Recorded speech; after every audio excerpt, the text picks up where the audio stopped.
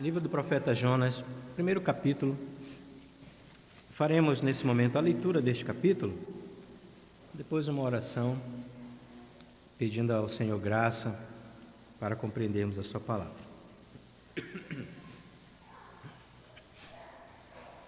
Jonas, primeiro capítulo, diz assim: Veio a palavra do Senhor a Jonas, filho de Amitai, dizendo: Dispõe-te, vai à grande cidade de Nínive e clama contra ela, porque a sua malícia subiu até mim. Jonas se dispôs, mas para fugir da presença do Senhor, para Tarsis. E tendo descido a Jope, achou um navio que ia para Tarsis. Pagou, pois, a sua passagem e embarcou nele para ir com eles para Tarsis, para longe da presença do Senhor. Mas o Senhor lançou sobre o mar um forte vento e fez-se no mar uma grande tempestade, e o navio estava a ponto de se despedaçar. Então os marinheiros, cheios de medo, clamavam cada um ao seu Deus e lançavam ao mar a carga que estava no navio para o aliviarem do peso dela. Jonas, porém, havia descido ao porão e se deitado, e dormia profundamente. Chegou-se a ele o mestre do navio e lhe disse: Que se passa contigo, agarrado no sono? Levanta-te, invoca o teu Deus. Talvez assim esse Deus se lembre de nós, para que não pereçamos. E diziam uns aos outros: Vinde, lancemos sortes, para que saibamos por causa de quem nos sobreveio este mal. E lançaram sorte, e a sorte caiu sobre Jonas. Então lhe disseram: Declara-nos agora por causa de quem nos sobreveio este mal. Que ocupação é a tua? De onde vens? Qual a tua terra? E de que povo és tu? Ele lhes respondeu: Sou hebreu e temo ao Senhor, o Deus do céu, que fez o mar e a terra. Então os homens ficaram possuídos de grande temor e lhe disseram: Que é isto que fizeste? Pois sabiam os homens que ele fugia da presença do Senhor, porque ele o havia declarado. Disseram-lhe: Que te faremos para que o mar se nos acalme? Porque o mar se ia tornando cada vez mais tempestuoso. Respondeu-lhes: Tomai-me e lançai-me ao mar, e o mar se aquietará, porque eu sei que por minha causa vos sobreveio esta grande tempestade. Entretanto os homens remavam, esforçando-se por alcançar a terra, mas não podiam, porquanto o mar ia se tornando cada vez mais tempestuoso contra eles. Então clamaram ao Senhor e disseram: Ah, Senhor, rogamos-te que não pereçamos por causa da vida deste homem, e não faças cair sobre nós este sangue, quanto a nós inocente, porque tu, Senhor, fizeste como te aprouve. E levantaram a Jonas e o lançaram ao mar, e cessou o mar da sua fúria. Temeram, pois, estes homens em extremo ao Senhor, e ofereceram sacrifícios ao Senhor, e fizeram votos. Deparou o Senhor um grande peixe, para que tragasse a Jonas. E esteve Jonas 3 dias e 3 noites no ventre do peixe. Vamos orar, meus irmãos? Pai Celestial, te rendemos graças por este dia tão especial, dia do Senhor. Temos a graça e a alegria de nos reunir aqui com nossos irmãos para celebrar o Teu nome, para Te adorar. Neste dia, com ações de graças por mais um ano de organização desta amada igreja, e queremos Te bendizer por todas as bênçãos derramadas sobre nossas vidas, e desde já rogar que o Senhor continue abençoando esta igreja local, abençoando o pastor Renê, abençoando todos os oficiais desta igreja, os trabalhos desta igreja, e assim que o Senhor use poderosamente esses irmãos como instrumentos nas Tuas mãos para a proclamação do reino de Deus nesta cidade e por todo lugar. Nós pedimos aqui humildemente que nesse momento possamos entender a Tua palavra, desvenda os nossos olhos, ó Deus, para que possamos contemplar as maravilhas da Tua lei, possamos aprender o sentido das Escrituras, possamos aplicar no coração essa palavra para não pecarmos contra Ti. De fato, possamos praticar tudo aquilo que o Senhor está aqui nos ordenando, nos instruindo a partir da Tua palavra, que é perfeita e maravilhosa. Em nome de Jesus nós oramos. Amém. Meus irmãos, esse é o livro do profeta Jonas, tão conhecido. Nós aprendemos tanto na igreja sobre a história do profeta, especialmente as crianças já devem ter ouvido algum estudo de algum professor, professora.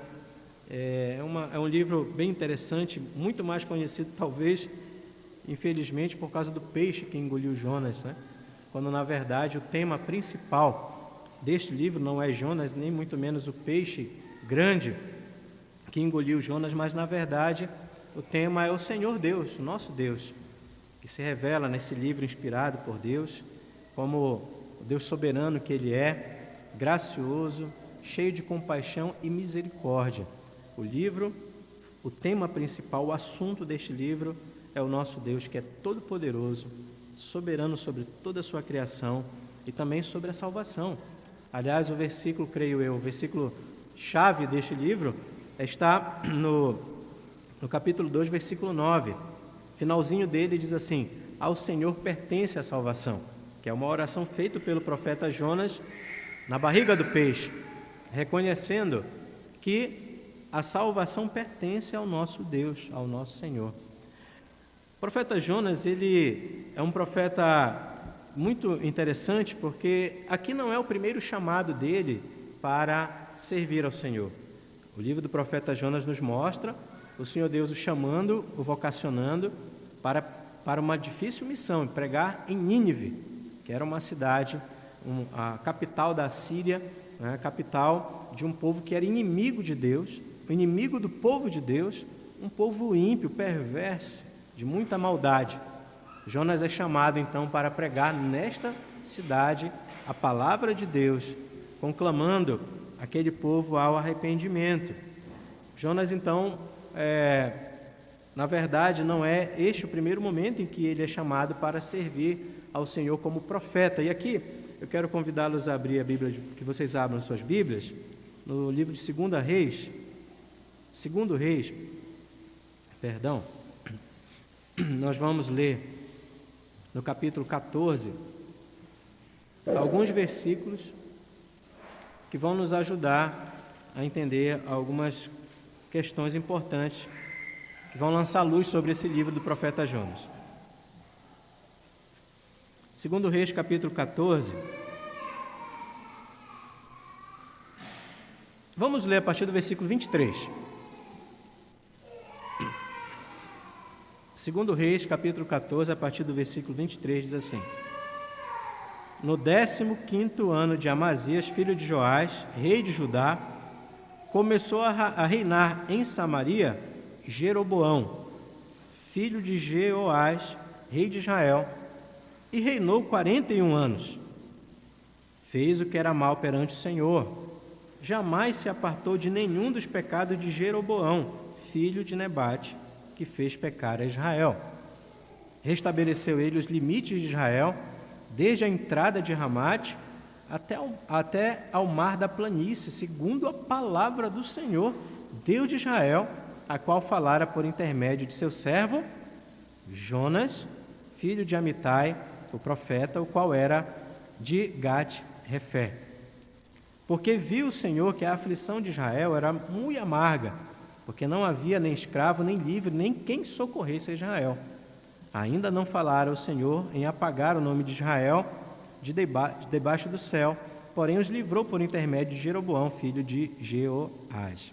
Até aqui. Então, esse texto é muito interessante porque você está percebendo que, numa outra ocasião, o profeta Jonas também foi chamado por Deus para profetizar, só que para Israel, para o seu próprio povo. E uma palavra de prosperidade. Porque vejam só, esse rei aqui chamado Jeroboão, que é Jeroboão II, né? Ele reinou 41 anos em Israel, ali no século VIII a.C. Mas o texto, como nós vimos, nos mostra que ele foi um homem mau, que pecou contra Deus, um homem que não serviu ao Senhor, não teve o temor do Senhor durante o seu reinado, durante a sua vida. Mas apesar disso, prestem atenção, por favor, apesar disso, o profeta Jonas vai profetizar em Israel, apesar do rei que não temia a Deus, e Jonas anuncia então que as fronteiras de Israel seriam alastradas. E é exatamente isso que Deus faz através deste rei mau chamado Jeroboão. As fronteiras são alastradas e nós encontramos nesse período em Israel, nesses 40 anos, nessas 4 décadas, um período de muita prosperidade, inclusive de paz, porque as fronteiras avançam, inclusive, para fora de Israel, certo? Apesar do pecado de Israel. Então, ouçam com atenção. Prosperidade, paz, apesar do pecado de Israel. Apesar do pecado de Jeroboão II. E Jonas vai anunciar essa palavra para o seu próprio povo. É o povo dele.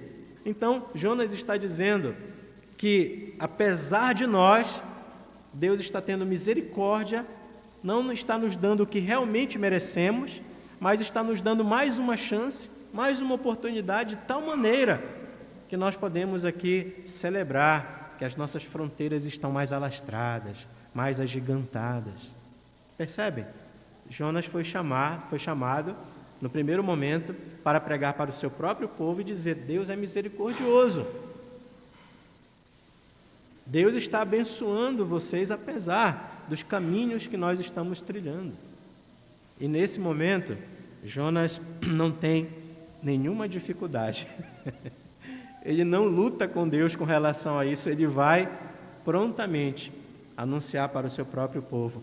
Óbvio, meus irmãos, que isso não era um incentivo à corrupção, é óbvio que não. Na verdade, isso é a graça de Deus, a misericórdia de Deus, concedendo mais uma oportunidade para que o pecador se volte para o Senhor.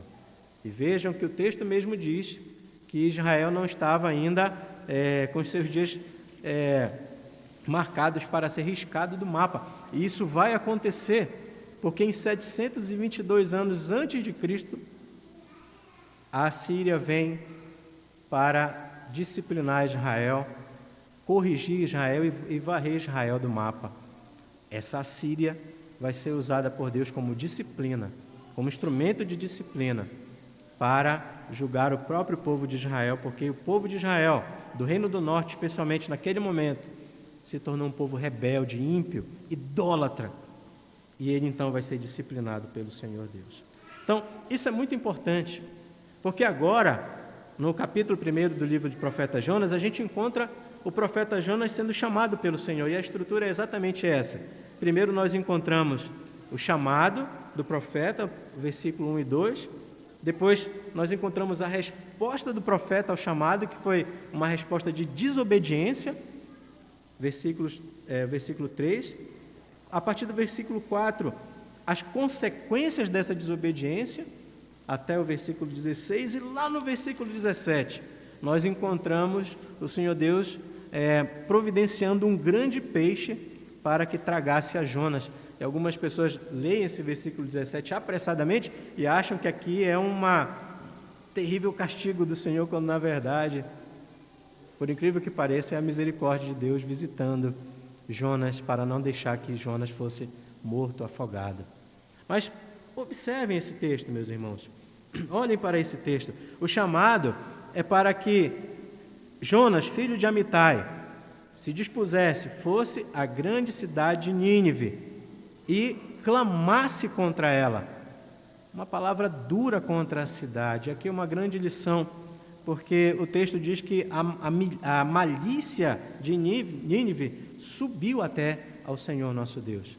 Uma grande lição para a gente, porque a malícia da cidade, a corrupção da cidade, sobe até o Senhor.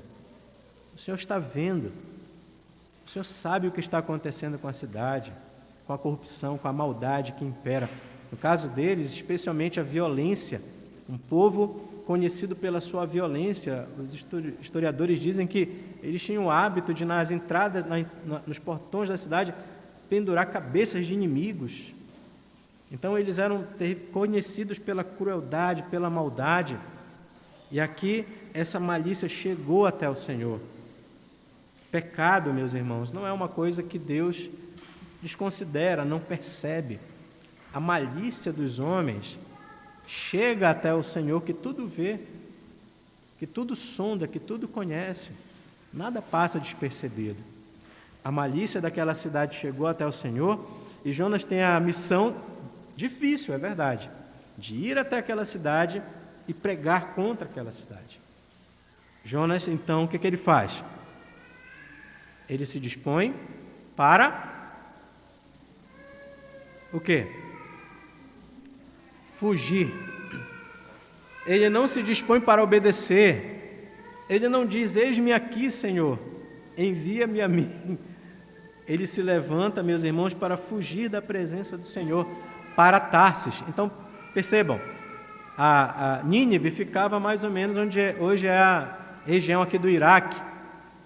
Tarsis é Espanha. Então, ele se levanta para ir na direção contrária à vontade do Senhor. Ele vai, então, para Jope, que era um porto que havia, para pegar, então, um navio para ir para Tarsis. E observem, por favor, que ele faz isso, ele se levanta, ele não responde ao chamado do Senhor com oração, com humildade, mas com rebelião, com rebeldia, e vai para Tarsis. Ele quer fugir da presença do Senhor, e ele se levanta e vai, e ele investe nisso. Veja que ele paga a passagem. O texto diz: pagou, pois, a sua passagem e embarcou nele para ir com eles para Tarsis, para longe da presença do Senhor. E é interessante que nessa fuga, e guardem isso no coração de vocês, nessa fuga, nessa rebelião contra Deus, contra a vontade de Deus, contra a palavra de Deus, percebam, por favor, vai dando tudo certo, né? Vai dando tudo certo. Olha, não era comum ter embarcação para Tarsis. Jonas chegou, pronto, ali está uma embarcação para Tarsis. Jonas tem dinheiro para isso. Jonas tem vaga no navio para ele. Ele entra, ele viaja, né? Ele podia de repente estar pensando: nossa, está dando certo o meu projeto de vida, né? Isso é uma coisa muito comum. A gente, muitas vezes, na caminhada, encontramos pessoas num projeto de vida contra Deus, né? E há uma certa aparência de prosperidade muitas vezes, está dando tudo certo, e a pessoa vai se convencer, está tão convencida muitas vezes desse caminho de desobediência como o seu caminho, que ela diz: Deus está abrindo portas, né? Olha, é muito difícil uma passagem para Tarsis. Cheguei lá, a passagem estava disponível, então está tudo certo. Mas na verdade, meus irmãos, isso aqui é um engano do pecado, porque o pecado ele traz esse engano. Ele traz a aparência de uma verdadeira prosperidade, de que as portas estão se abrindo. Por isso que a nossa regra de fé e prática deve ser as Escrituras. Devemos guiar os nossos passos segundo a palavra de Deus e devemos obedecer à vontade do Senhor Deus. E o que acontece? Deus vai deixando, né? Daqui a pouco o navio está no mar, e aí o Senhor Deus levanta uma tempestade, um forte vento, e uma grande tempestade atinge aquele navio de uma maneira tão terrível que o navio chega ao ponto de se despedaçar. Agora o Senhor Deus está indo em busca do seu profeta. Observem isso. O Senhor Deus está indo em busca do seu profeta. O Senhor Deus determinou que Nínive ouviria a palavra do Senhor pela boca de Jonas. Jonas não vai escapar, ele não vai fugir da presença do Senhor. Deus vai em seu encalço, vai buscar o seu profeta. E aí uma tempestade é usada, né? Vejam, meus irmãos, aqui está o Deus soberano mais uma vez. Ele é soberano, ele é rei, e por isso ele pode vocacionar, ele pode chamar, ele tem autoridade para chamar a sua igreja e dizer: vá, pregue o evangelho, sirva, trabalhe, né? Ele pode fazer isso, e faz isso porque ele é rei soberano sobre tudo e sobre todos, e faz bem, e é sábio ouvi-lo e obedecê-lo. E ele também é soberano sobre a criação. Ele providencia aqui uma tempestade. Vocês já ouviram alguém dizer assim: nossa, Deus providenciou para mim uma grande tempestade? Vocês já ouviram essa expressão? Porque quando a gente fala sobre a providência de Deus, a primeira coisa que a gente pensa são os livramentos, não é verdade? Nossa, ia acontecer um acidente e Deus providenciou o livramento e não aconteceu. E de fato, isso é certo dizer, a providência de Deus nos deu o livramento. Mas, meus irmãos, teologicamente falando, a providência de Deus, ela fala com mais amplitude. A providência de Deus é a maneira justa, sábia e poderosa do Senhor Deus governar toda a criação e tudo o que acontece neste mundo. Aqui a providência de Deus estava agindo. E Deus está mandando uma tempestade. E aqui não é uma ação diabólica, preste atenção. Há tempestades que vêm diretamente de Deus. Eu sei que isso não enche a igreja, um assunto como esse, né? Mas há tempestades que vêm de Deus. Deus está levantando uma grande tempestade. Deus está levantando uma grande tempestade. E o que acontece? Vejam, os marinheiros ficam apavorados. E eles começam a clamar pelos seus próprios deuses. Eles lançam as cargas em primeiro lugar para tentar aliviar. Eles são experientes. Eles sabem que alguma coisa está errada. Aquilo não é comum. Eles lançam as cargas e de repente perceberam que Jonas não estava entre eles, mas estava, na verdade, no porão, deitado e dormindo profundamente. Eles vão até Jonas, eles acordam Jonas, e aí começa, meus irmãos, um grande tratamento do Senhor para o coração de Jonas, usando aqueles homens pagãos. E aí eles então começam a perguntar: o que se passa contigo? Agarrado no sono?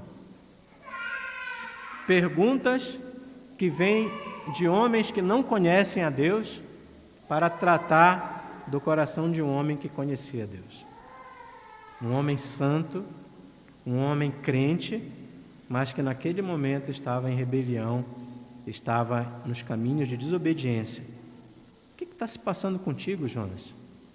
Por que você está aqui, cara? Você é louco. Seu lugar não é aqui, não era para você estar indo nesta direção. Por que você está dormindo, Jonas? Por que você está tão indiferente ao que está acontecendo? E aí levanta, invoca o teu Deus, né? E aqui os pagãos tinham seus deuses. E aqui há uma coisa curiosa, porque naquela época eles acreditavam em deuses territoriais, locais. Em cada território, cada cidade tinha o seu próprio Deus, que era cultuado, adorado, reverenciado. Falsos deuses, os ídolos que nada são, e eles dizem: olha, invoca o teu Deus, e aí eles jogam sorte, porque eles desconfiam que aquilo estava acontecendo por causa de alguém que estava no navio. Eles jogam sortes e a sorte cai em quem? Em Jonas. Mais uma vez encontramos o Deus soberano se manifestando, usando aquele jogo de sorte para revelar àqueles homens que a culpa de tudo aquilo era do profeta Jonas. E eles questionam Jonas: declara-nos agora, por causa de quem nos sobreveio este mal. E aí vem mais perguntas para o coração de Jonas: que ocupação é a tua? De onde vens? Qual a tua terra?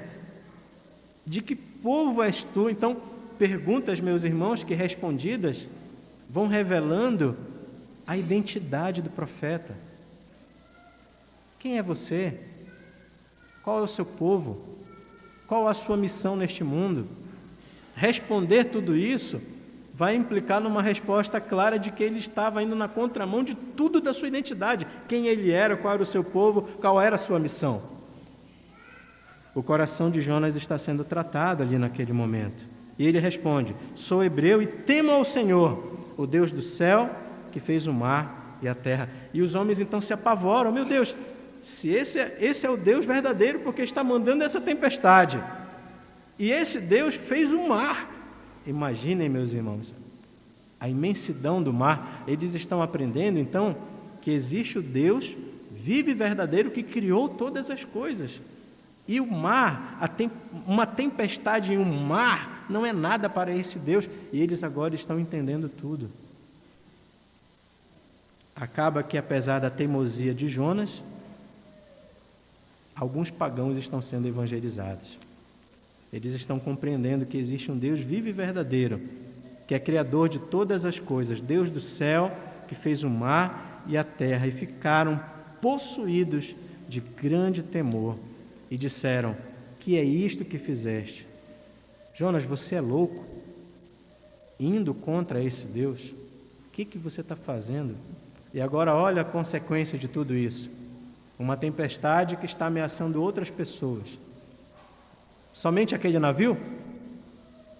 Bem, eu acho que não é exagero supor que talvez outras embarcações ali próximas estivessem também sofrendo perigo por causa da tempestade. Então a lição que a gente tira é que a desobediência do profeta contra a vontade de Deus, contra o seu chamado, contra a sua própria identidade, contra a missão da sua vida, ela traz tempestades, problemas, perigos, e eles são de alcance coletivo, eles vão saindo, avançando, alcançando a família, alcançando a vizinhança, alcançando a cidade. E isso é uma lição muito preciosa, porque nós precisamos, meus irmãos, temer a Deus e reconhecer que os nossos pecados também podem provocar prejuízos grandiosíssimos, não apenas para as nossas vidas. Pecar contra o Senhor e contra a sua vontade, contra a sua palavra, é ir contra nós mesmos, a nossa identidade que temos nele, e é também abrir as portas para muitos perigos para a nossa família, para a igreja, para a nossa cidade, para o nosso povo. As consequências são sempre mais amplas.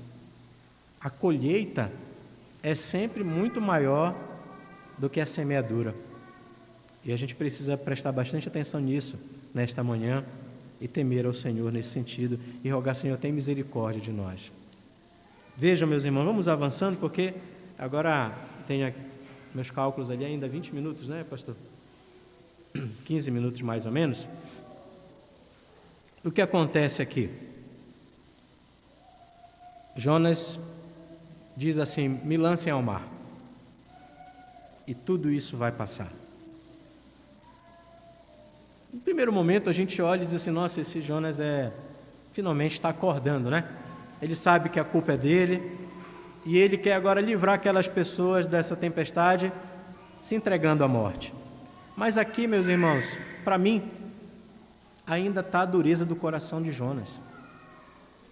Ele não se prostra, ele não ora, ele não clama a Deus, ele não diz: Senhor, tem misericórdia, olha o que eu fiz, poupa esses homens e eu voltarei para Nínive, eu irei na direção que o Senhor me mandou.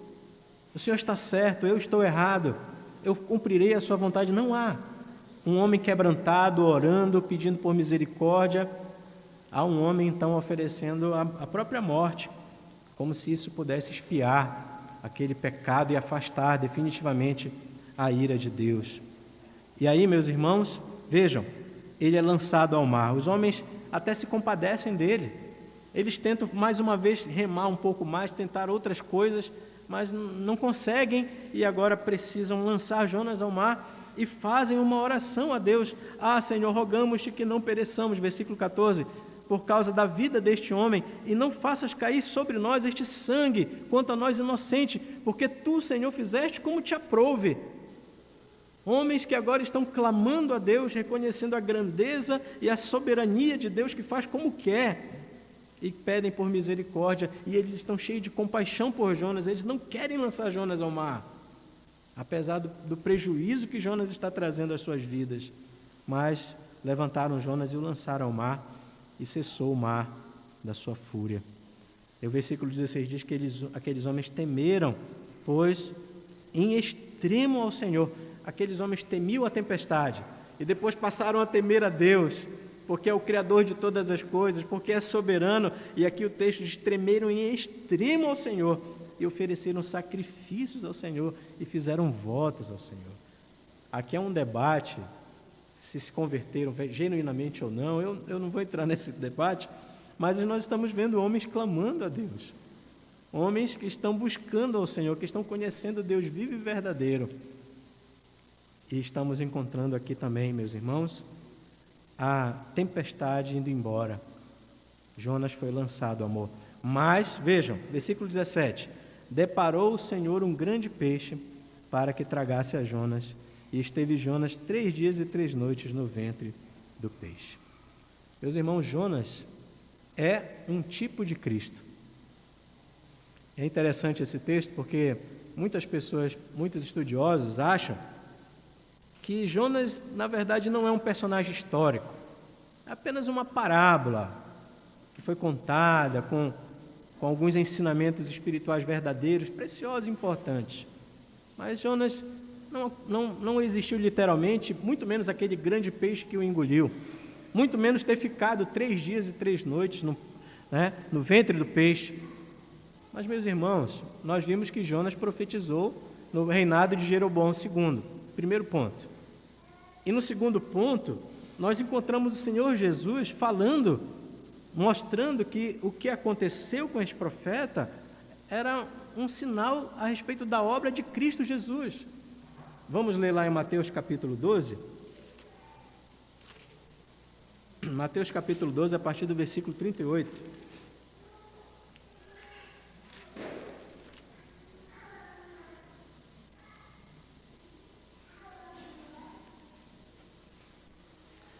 Mateus 12, a partir do versículo 38, diz assim: então, alguns escribas e fariseus replicaram: mestre, queremos ver de tua parte algum sinal. Ele, porém, respondeu: uma geração má e adúltera pede um sinal, mas nenhum sinal lhe será dado senão o do profeta Jonas.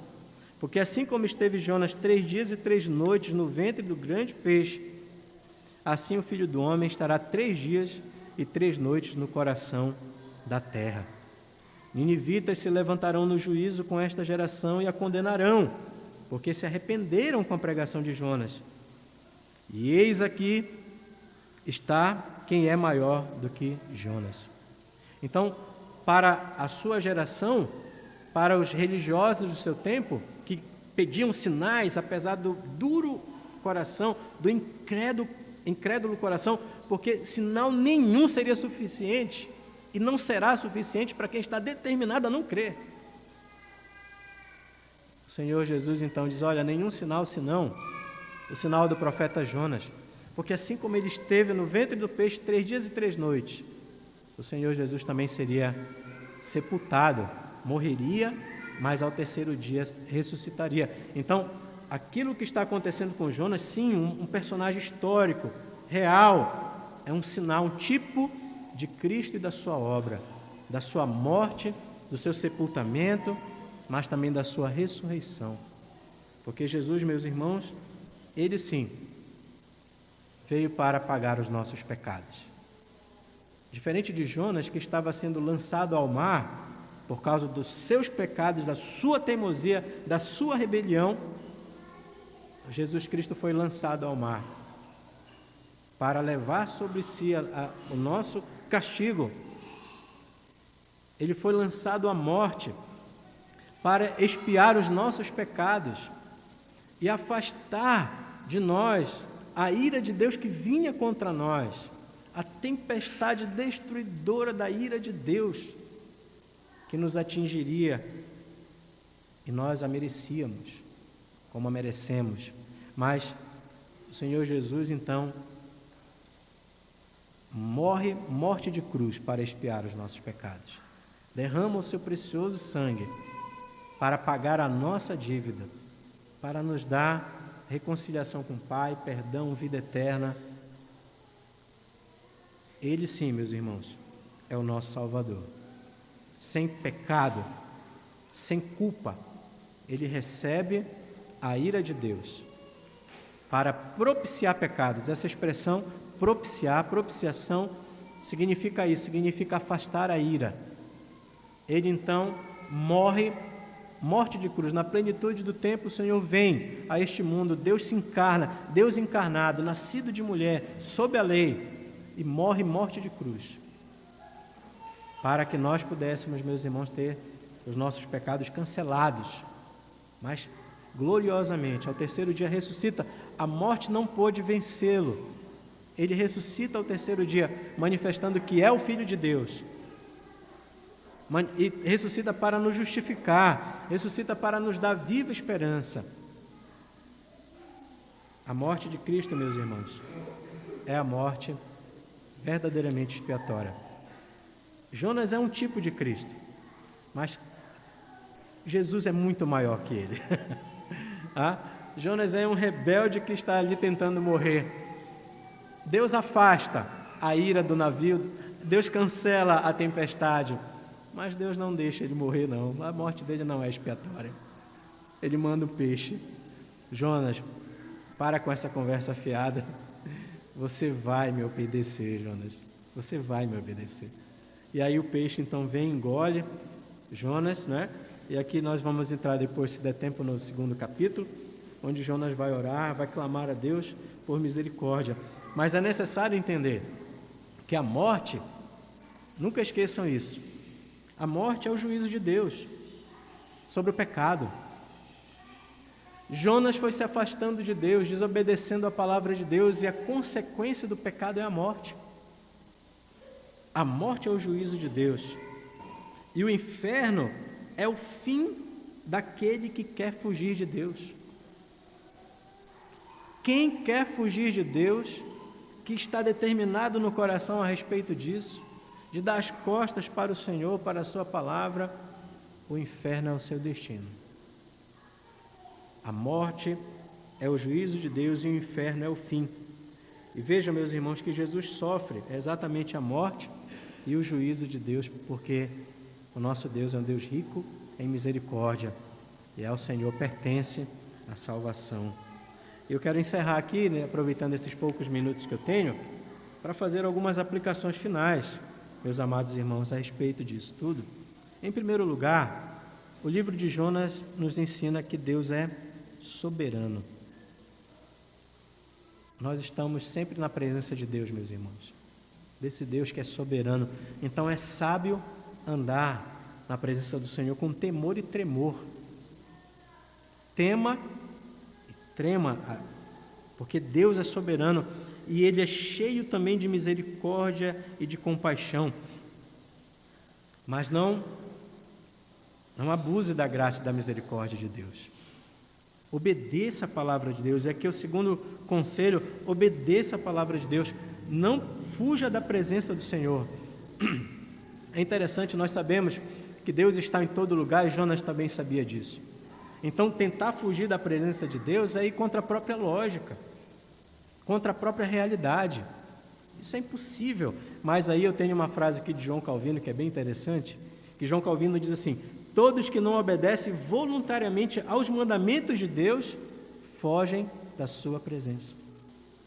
Então, se você tem sido desobediente à palavra de Deus, você está fugindo da presença de Deus, ainda que venha a todos os cultos, ainda que tenha uma aparência de religião. Então pense muito sobre isso. Tema diante do Senhor, se submeta à sua vontade, à sua palavra, obedeça. Cumpra a vontade do Senhor, porque tempestades podem ser lançadas. Deus é soberano para isso também. E o tempo é agora de arrependimento, de buscar ao Senhor, de implorar graça e misericórdia. Jonas ora, Jonas clama, Jonas está no ventre do peixe, ele se lembra do templo, ele se lembra da expiação, ele clama por misericórdia, ele reconhece a soberania de Deus, ele reconhece que Deus o lançou nas profundezas, no capítulo 2. Não foram aqueles homens que o lançaram no mar, mas ele percebe e reconhece a própria mão de Deus agindo para corrigir, para o transformar, para o restaurar, e ele sente saudade do templo, ele clama a Deus, ele pede por misericórdia, e Deus tem misericórdia dele, e o lança novamente na terra para que ele então se levantasse e tivesse outra oportunidade para obedecer ao Senhor. Ao Senhor pertence a salvação. Então, clame agora. Se você vive uma vida de rebelião, de rebeldia à palavra de Deus, não deixe para depois. Não endureça o seu coração. Clame ao Senhor neste momento. Peça por graça e misericórdia. para que você possa, meu irmão, ser perdoado, restaurado e possa andar nos caminhos do Senhor, porque essa é a vontade do Senhor. Lembre-se de quem você é, lembre-se de qual povo você faz parte, lembre-se da sua identidade em Cristo. Não jogue isso fora, não despreze isso. Seja uma bênção na sua família, entre os seus parentes, entre os seus amigos, a igreja, nesta cidade, no lugar onde você mora, no seu local de trabalho. Seja uma bênção, sendo um servo consagrado ao Senhor, uma serva obediente ao Senhor, sendo luz, sendo sal, jamais sendo agente de tempestade, jamais sendo promotor de problema, jamais levando tristeza, aflição, dor por sua causa, por sua rebelião, mas na verdade levando a palavra de Deus, levando o evangelho precioso do nosso Senhor, sendo obediente a Deus. Agora uma palavra muito importante, preste atenção. Cuidem do coração de vocês. Por que Jonas teve tanta relutância? Por que ele não quis ir para Nínive? No capítulo 4, a gente vai ver daqui a pouquinho no culto, nos mostra que Jonas se irritou porque sabia que Deus era clemente, misericordioso, e ele percebeu que havia sim a possibilidade de Deus perdoar Nínive. Jonas odiava aquele povo, eram os inimigos dele, eram os inimigos de Israel, homens perversos, ímpios. Ele morava em Gat-Refé, que era uma região que ficava mais próxima ainda da Assíria, e ele sabia que se um dia a Assíria viesse invadir Israel, a sua cidade, a sua vila seria a primeira a ser destruída. Jonas odiava, ele não queria a salvação daquele povo, ele não queria que Deus, que era soberano e misericordioso, salvasse aquele povo, ele não queria isso, ele odiou pensar nesta possibilidade, e ele foge da vontade do Senhor. Jonas odiava. Um dia, Jonas abrigou no coração ódio com relação àquelas pessoas, aquele povo ímpio, pagão, idólatra, violento. E por causa do ódio do seu coração, ele não obedeceu à voz de Deus. Pergunto a vocês, isso pode acontecer com a gente? A gente entulhar o coração da gente com ódio, com rancor, com amargura, com inveja, com coisas que não glorificam o Senhor, que são pecaminosas, iniquidades, e isso entulhar o nosso coração de tal maneira que nós, que somos bons de teologia, né? Porque Jonas era bom de teologia, quando perguntaram quem é você, o que você está fazendo, ele se levantou e deu uma aula de teologia. Eu sou hebreu, e o meu Deus é o Criador de todas as coisas, inclusive do mar. Sabe essa tempestade? Pois é, vem dele. No capítulo 4, ele fala dos atributos de Deus como excelência. Ele é um bom teólogo, mas ele não consegue obedecer, porque o seu coração está entulhado. Então, muito cuidado, porque a gente pode abrigar no coração ódio contra os nossos irmãos, contra um parente que nos fez mal, contra alguém que nos enganou, contra irmãos que não têm o mesmo perfil político da gente, e assim vai. E o ódio se abrigar, tomar conta da gente, destruir a gente, nos afastar de Deus. E quando isso estiver ali, abrigado, a palavra do Senhor tão doce, tão maravilhosa, querendo nos usar para cumprir a sua vontade, isso vai nos ofender. Pensar que tal pessoa se salve, seja salva por Deus, pensar que tal pessoa que um dia me fez mal, que pisou em mim, que me machucou, que me violentou, que fez isso ou aquilo, seja alcançada pela graça, vá para o céu, para o reino de Deus, isso pode nos ofender amargamente, e nós podemos, meus irmãos, não querer obedecer ao Senhor. Então, cuide do seu coração, de tudo que você deve guardar, guarde o seu coração. Jonas era um homem santo, um homem temente a Deus, mas um homem que tinha muito ódio no coração. O ódio chega, toma conta, e muitas vezes o ódio não é contra Nínive, viu? O ódio é contra alguém que está sentado do nosso lado, uma família que congrega com a gente, uma liderança, porque no final da história é a nossa vontade que não está sendo feita. Jonas queria Nínive destruída, mas essa não era a vontade do Senhor. Então, é uma briga para ver quem está reinando. E nós, vermes, queremos reinar no lugar de Deus. Vocês acham que isso vai acabar bem? Então, muito cuidado com o coração. Perdoem. Vejam, dá para mais um minutinho? Já. Olha, esse conselho que eu vou dar agora é tão importante, meus irmãos. Por favor, Hebreus capítulo 3. Hebreus capítulo 3. Já estou encerrando, meus irmãos, e depois a gente vai dar continuidade na hora do culto. Hebreus capítulo 3, meus amados, vejam que palavra preciosa para nós nesta manhã. Hebreus capítulo 3, diz assim, versículo 12 e 13. Tende cuidado, irmãos, jamais aconteça ver em qualquer de vós perverso coração de incredulidade que vos afaste do Deus vivo. Um perverso coração de incredulidade afasta do Deus vivo. Pelo contrário, qual é a palavra do autor aos Hebreus? Exortai-vos mutuamente cada dia, durante o tempo que se chama hoje, a fim de que nenhum de vós seja endurecido pelo engano do pecado. Então, olha que conselho maravilhoso. Irmãos, congreguem. Veja, orem, se submetam à palavra, né? Cuidado com o coração e congreguem. Vejam a importância da comunhão cristã, de estarmos com os nossos irmãos, a importância da adoração cristã, dos cultos, das reuniões de oração, de estudo bíblico, porque tudo isso vai ser usado por Deus para nos livrar do engano do pecado, para nos fortalecer contra a incredulidade do coração. Então, a adoração cristã é tão importante, estarmos juntos, ouvindo a palavra de Deus, a pregação, muitas vezes vai nos incomodar, vai ser um puxão de orelha, mas tudo isso vem do Pai para o nosso coração, para o nosso bem. Nós encontraremos também conforto, consolação, tudo que vier de Deus, pela sua palavra, devemos abraçar.